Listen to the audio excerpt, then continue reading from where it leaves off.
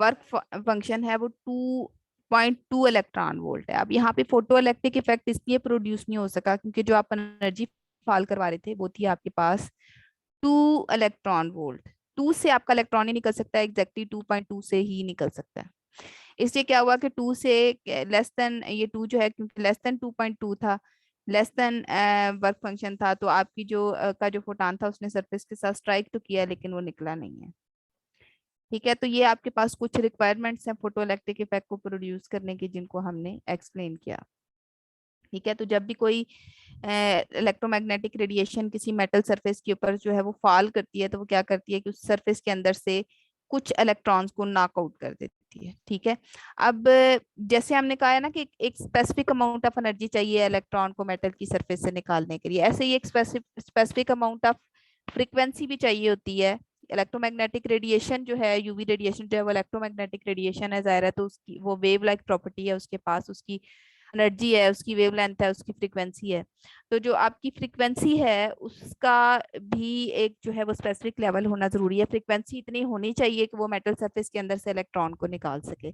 तो वो minimum amount of frequency जो कि आपको किसी भी मेटल सरफेस के अंदर से इलेक्ट्रॉन निकालने के लिए चाहिए होती है उसको हम कहते हैं थ्रेशोल्ड फ्रीक्वेंसी। क्या कहते हैं उसको? थ्रेशोल्ड। Threshold frequency. और जो एनर्जी चाहिए उसकी होती है उसको हम कहते हैं वर्क फंक्शन। और उसके बाद जो है वो आपका ये जो इलेक्ट्रॉन निकलने का प्रोसेस होता है, ठीक है, इसको हम कहते हैं फोटो एमिशन। और जो इलेक्ट्रॉन निकलता है उसको हम कहते हैं फोटो इलेक्ट्रॉन। जब एक इलेक्ट्रोमैग्नेटिक रेडिएशन जिसकी एनर्जी वर्क फंक्शन के इक्वल हो और उसकी फ्रीक्वेंसी थ्रेशोल्ड फ्रीक्वेंसी के इक्वल हो किसी मेटेलिक सरफेस के साथ हिट करती है, ठीक है, तो उसके अंदर फोटो एमिशन काज करती है, जिसके रिजल्ट में फोटो इलेक्ट्रॉन्स जो हैं वो क्या करते हैं, इलेक्ट्रॉन्स को जो है वो एमिट करते हैं। इलेक्ट्रॉन्स जो है वो अपोजिट इलेक्ट्रोड की तरफ मूव करते हैं। फोटॉन्स आए, उन्होंने इलेक्ट्रॉन्स को हिट किया, फोटो एमिशन काज की, इलेक्ट्रॉन प्रोड्यूस हुए, अपोजिट इलेक्ट्रोड्स की तरफ उन्होंने मूव किया, करंट जनरेट हुआ और फोटो इलेक्ट्रिक इफेक्ट प्रोड्यूस हो गया।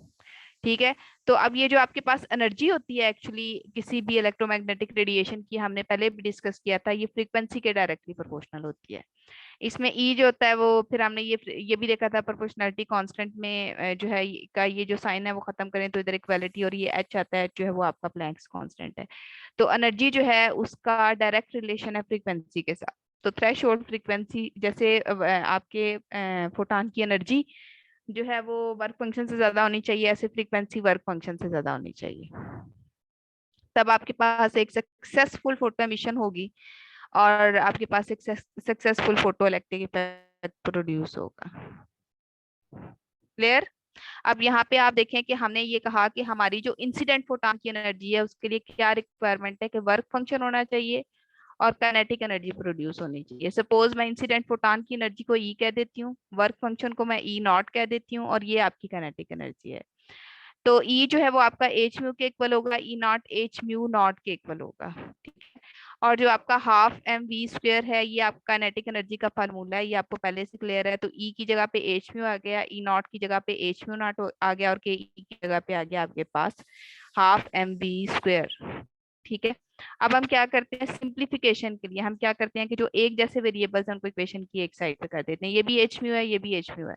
तो इसको अगर हम मैं इधर से इधर लेके आती हूँ तो आपको पता है कि ये प्लस है, तो इधर आके लेफ्ट हैंड साइड पे क्या हो जाएगा? माइनस। माइनस। तो ये हो जाएगा आपके पास रीअरेंजमेंट या separation of variable. Separation of variables का मतलब होता है कि एक जैसे वेरिएबल्स को आपने इक्वेशन की एक साइड पे कर देना, ये भी एच म्यू है, ये भी एच म्यू है, आपने एक साइड पे कर दिया। ये हाफ एम वी स्क्वायर है। ठीक है, अब इसमें से हम फर्दर सिंप्लीफिकेशन के लिए क्या कर सकते हैं? ठीक है, आपने वो जो है ना वो थर्ड सेमेस्टर में एक स्ट्रेट लाइन इक्वेशन पढ़ी थी, याद है? यस मैम, ये वही है। उसके बिल्कुल हम इस ये आपके पास जो इक्वेशन, आप ये स्ट्रेट लाइन इक्वेशन बन गया क्योंकि ये आपके पास जो है इसमें एच जो है वो कांस्टेंट है, वी वेरिएबल है, म्यू वेरिएबल है, ये एम एक्स है, ये पूरा का पूरा कांस्टेंट है क्योंकि आपके पास जो थ्रेशोल्ड फ्रीक्वेंसी है वो फिक्स्ड होती है और एच जो है वो वैसे ही फिक्स्ड है क्योंकि कांस्टेंट है। कांस्टेंट को जब कांस्टेंट से मल्टीप्लाई करते हैं आंसर भी कांस्टेंट आता है। ये पूरी वैल्यू कांस्टेंट है, ये आपके पास जो है वो इसमें एक कांस्टेंट एक वेरिएबल है और ये पूरे का पूरा वेरिएबल है, y is equal to M X plus सी।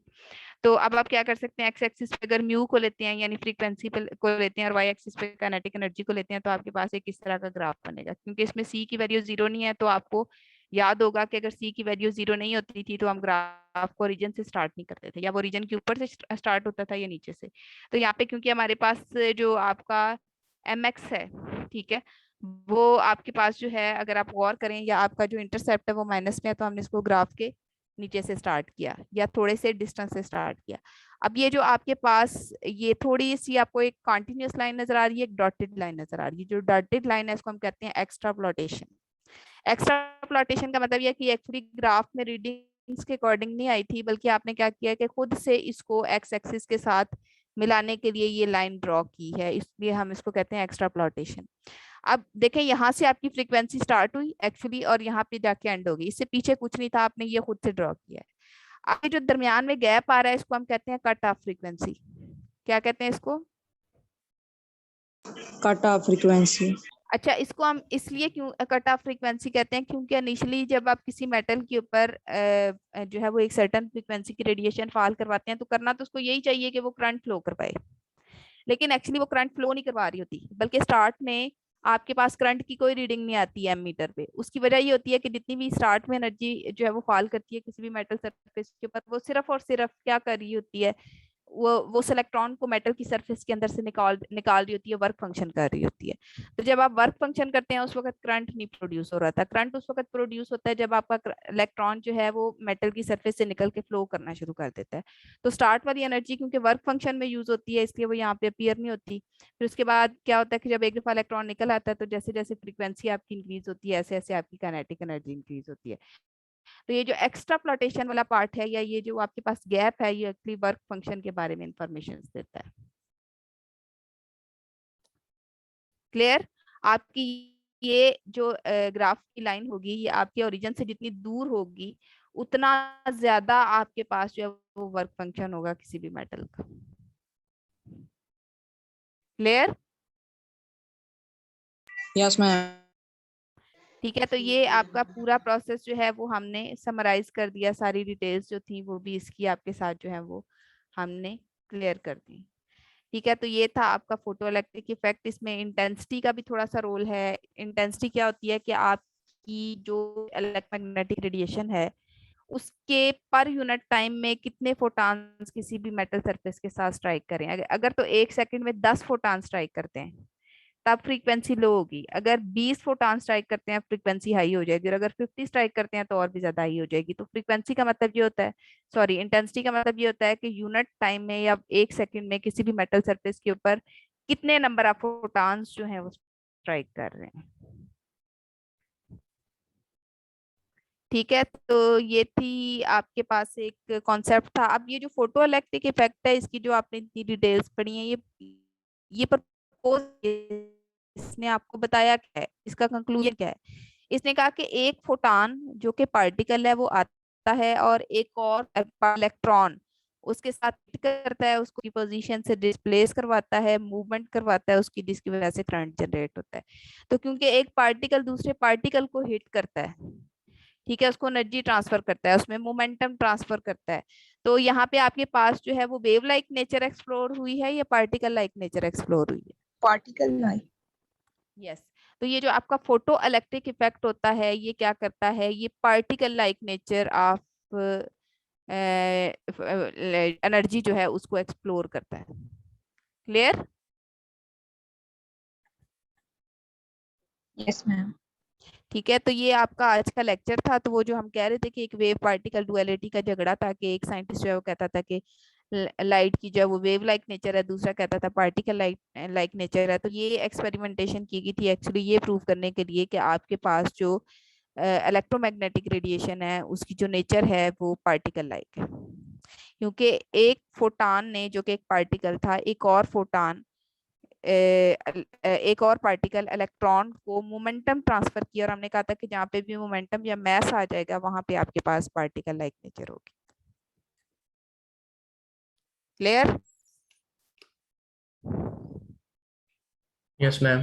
किसी का कोई क्वेश्चन है तो पूछ सकते हैं।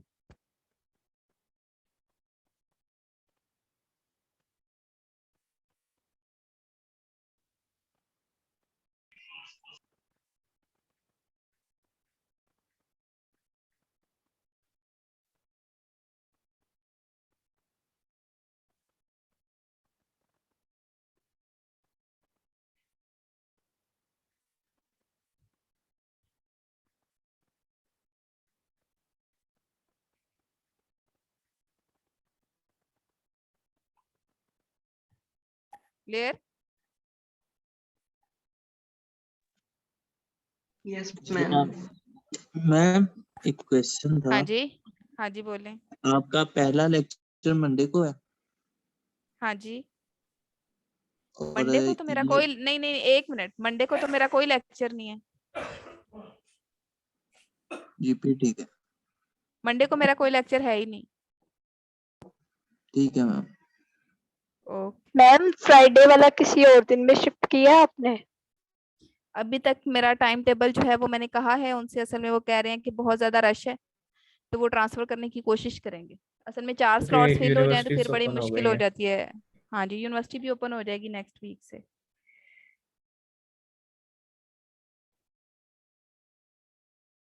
ठीक है, क्लास अटेंडेंस नोट की है सुभान?